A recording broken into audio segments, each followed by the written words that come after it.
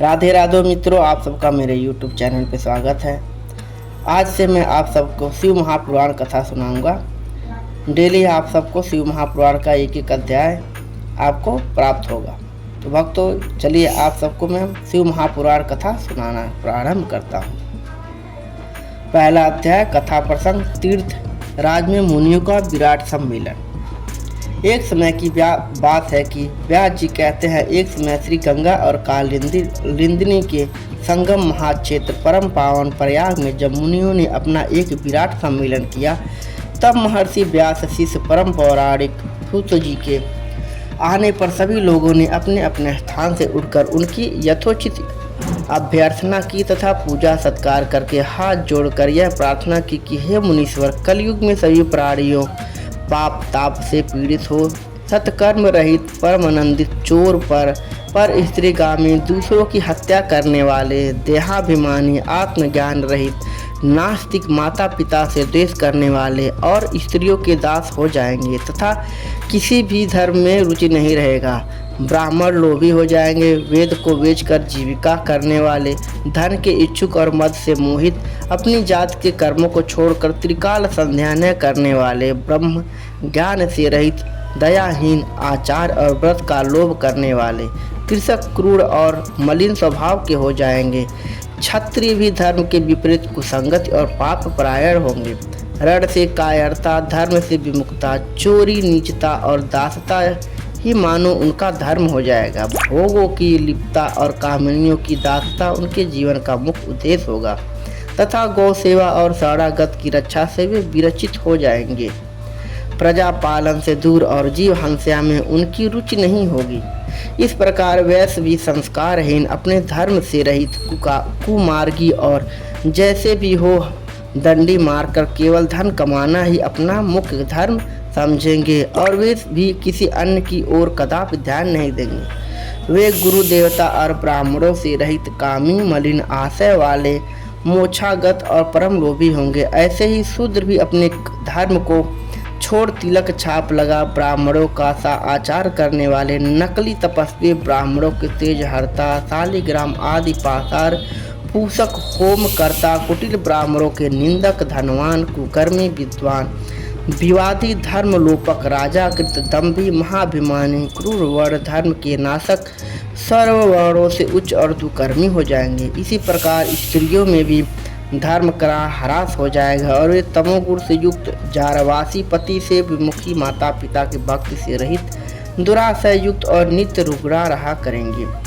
तब ऐसी नष्ट बुद्धि संतानों की लोक परलोक में क्या दशा होगी तथा वे किस उपाय से सदगति को प्राप्त होंगे। श्री सूत जी बोले, इस सम्मेलन में आप इस पर प्रकाश डालिए, क्योंकि हम लोगों की इस बात की बड़ी चिंता है कि जगत की आगे क्या होगी और कैसी दुर्दशा लोगों की होगी। परोपकार से बढ़कर दूसरा कोई धर्म नहीं है, अतः इनके लिए जो सर्व सिद्धांतों से मान हो, ऐसी कोई सरल युक्ति आप बतलाने की कृपा कीजिए। श्री व्यास जी कहते हैं कि हे मुनियों की ऐसी बात सुनकर परम पौराणिक सूत जी अपने मन में भगवान शंकर का ध्यान करते हुए बोलते हैं। सूत जी बोले, हे मुनीश्वर, यह आपने त्रिलोक हितकारी बड़ा अच्छा प्रश्न किया है। मैं आप लोगों की ऐसी रुचि देखकर श्री गुरु जी का स्मरण करते हुए जो कहता हूँ उसे आदर पूर्वक सुनिए। कलि के पापों का नाश करने वाला परमार्थदायक शिव पुराण नामक ग्रंथ सब ग्रंथों से उत्तम और वेदांत सार का ही सर्वस्व है, जिसके पढ़ने सुनने से मनुष्य सर्वोत्तम शिव गति को प्राप्त होता है। जब तक इस ग्रंथ का उदय नहीं हुआ है, तभी तक कलयुग में ब्राह्म हत्या पाप फैल रहे हैं। शास्त्रों के झगड़े, नाना प्रकार के उत्पाद, क्रूर यम के भट्टों की निर्भयता, तीर्थों का विवाद, सत्यदान और देवताओं की मान्यता संबंधी विवाद तभी तक मलिनहीन हो रही है जब तक शिव पुराण का पृथ्वी पर उदय नहीं होता है। जब यह प्रत्यय हो जाएगा, तब शास्त्रों के परस्पर झगड़े आदि सभी इसकी गर्जना से समाप्त हो जाएंगे, क्योंकि भगवान वेद व्यास के कहे हुए इस पुराण का बहुत महत्व है। इसके कीर्तन और श्रवण से जो फल प्राप्त होता है वह सब तो नहीं मैं कह सकता, किंतु उसका कुछ महात्म्य मैं आप लोगों से कहता हूँ। ध्यान देकर सुनिए। इसमें मैं आपकी ओर से कुछ नहीं कहूँगा, जो व्यास जी ने कहा है वही कहूँगा। व्यास जी ने कहा है कि यदि शिव पुराण का एक या आधा श्लोक भी कोई पढ़ेगा तो वह पाप से छूट जाएगा, और यदि सावधानी से संपूर्ण पढ़े तो जीवन मुक्त हो जावे, और इसके अनुसार आचरण करे तो एक एक दिन में एक एक अश्वमेघ का यज्ञ के फल प्राप्त होगा। यदि कोई दूसरे भी श्री पुराण की पूजा कर दे तो वह सब देवताओं की पूजा के समान फल प्राप्त करेंगे, इसमें कोई संदेह नहीं है, क्योंकि शिव संहिता नामक इस सुविधा को स्वयं श्री भगवान ने उपनिषद रूपी समुद्र को मथ कर उसमें से निकाला है। अतः जो इसका पान करेगा वह निश्चय ही अमर हो जाएगा। यदि कोई एक मास में इसे पढ़े तो ब्रह्म हत्या आदि पापों से भी वह मुक्त हो जाएगा, और शिवालय में या बिल वृक्ष के वन में जो इस संहिता को पढ़ेगा या अद्भुत फल का लाभ करेगा। जो श्री भैरव जी की मूर्ति के सामने इसका 3 बार पाठ करता है उसके सभी मनोरथ पूर्ण होते हैं। यदि चतुर्थी के दिन निराहार रहकर बिल्व के मूल में बैठकर इसे पढ़े तो शिव जी की पूजा के समान और उसकी देवता भी पूजा करते हैं। इसमें शिव जी के दिए हुए अर्थ, धर्म, काम और मोक्ष चारों पदार्थों का विवेचन और उनकी प्राप्ति के उपाय तथा शिव जी की लीला और विज्ञान सब कुछ निहित है। यह सब प्रकार वे आदरणीय हैं।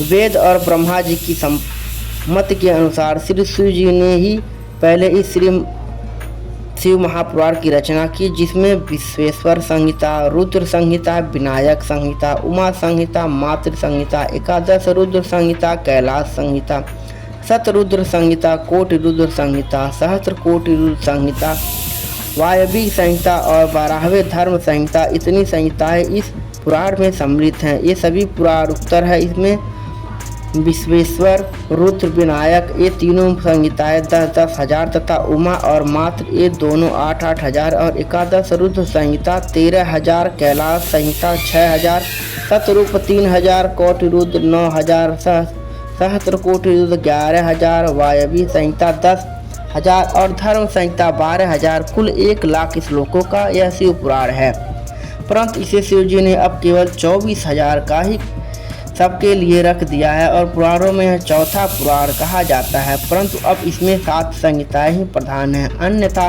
सृष्टि के आरंभ में शिव जी ने इसे 100 करोड़ श्लोकों में कहा था। संहिताओं में यह 24,000 यथा विश्वेश्वर संहिता, रुद्र संहिता, शतरुद्र संहिता, श्री कोटि रुद्र संहिता, श्री उमा संहिता, श्री कैलाश संहिता और वायवी संहिता। जो इस सप्त संहिता युक्त शिव पुराण को आदर सहित पूरा पढ़ेगा वह जीव मुक्त हो जाएगा। यह सब पुराणों का तिलक और सब जीवों का कल्याण दाता है। इसमें वेदांत और विज्ञान सब कुछ पूर्ण रूप से निहित है। इसमें इसे परमदायक से पढ़ने वाला सम्म प्रिय को परमगत का लाभ करता है।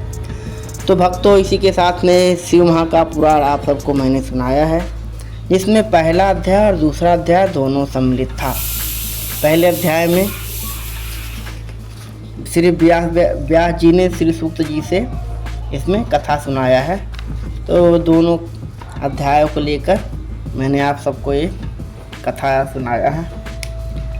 भगवान भोलेनाथ की कृपा सबके ऊपर रहे, सबका कल्याण हो, इसी मनोकामना के साथ में ये मेरा आज का वीडियो यहीं पे संपन्न होता है। शिव महापुराण कथा सुनने पढ़ने से दोनों से ही पुण्य मिलता है।